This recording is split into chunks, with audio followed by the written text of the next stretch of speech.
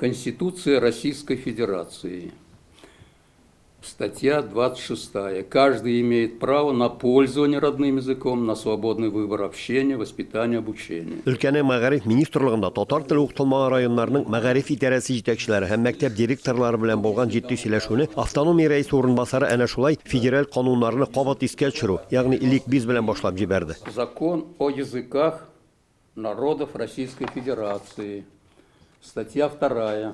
Российская Федерация гарантирует всем народам, независимо от их численности, равные права на сохранение и развитие родного языка. Бүгенге көндә федераль дәүләт мәгариф стандартлары кыскартып русча әйтсәк ФГОС буенча мәктәпләрдә ана теле атнасына 1 сәгатьтән 3 сәгатькә укытылырга мөмкин. Ләкин директорлар аның иң азын сайлыйлар, яисә ата-аналар теләми дип бөтенләй дә укытмыйлар. У нас большинство родителей все-таки понимают, что их ждет государственная итоговая аттестация, они делают выбор в пользу русского языка. Что касается родного языка, ни одного заявления, ни одного вообще не было, хотя у нас 68 татар в школе учатся. На заявительной основе родной язык татарский у нас выбрали всего 3 человека, то есть 3 заявления поступило от родителей, что на изучение родного татарского языка.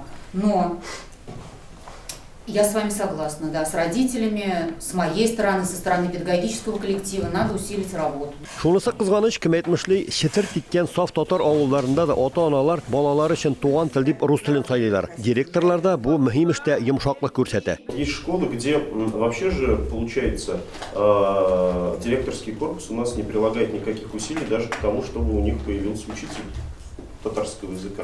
Вот это, мне кажется, проблема более существенная. Село Татарское, родители все заинтересованы, понимаете?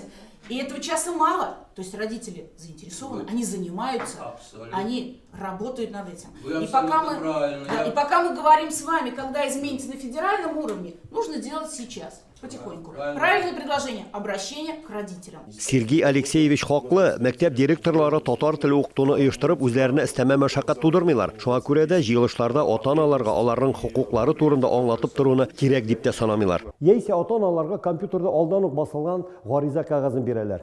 Һәм менә шул гамәлләр белән алар нәкъ менә 2018 елның 3 августында кабул ителгән федераль законны бузалар да инде. Кадерле ата-аналар, игътибарлы булыгыз. Сезгә бирелгән әзер гариза кәгазендә баланың нинди ана телен сайлавы язылган булырга тиеш түгел.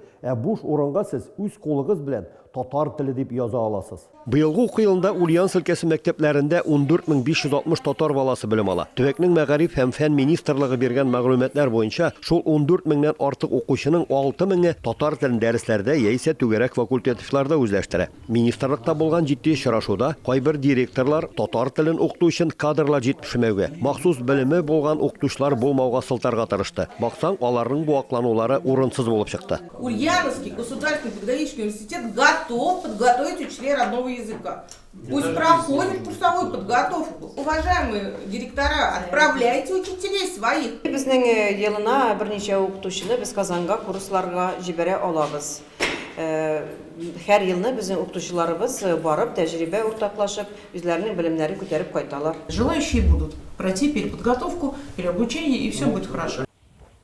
Татарстан Республикасының мәгариф һәм фән министрлыгы биргән мәгълүматлар буенча, моннан берничә ел элек Ульяновск өлкәсе татар теле укыту буенча 27 төбәк арасында беренче эшлектә бара иде. Соңгы 2 ел эчендә ул берничә баскычка түбән тәгәрәде.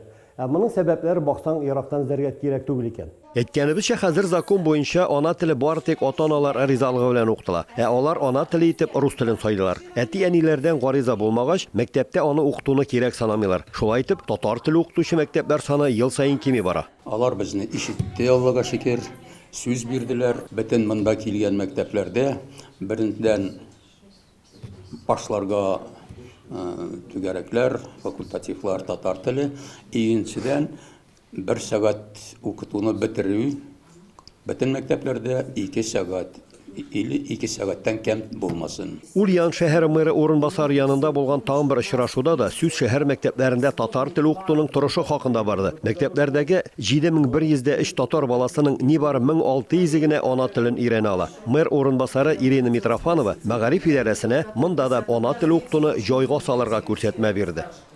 Ульяновскидан Рамис Сафин, татарлар.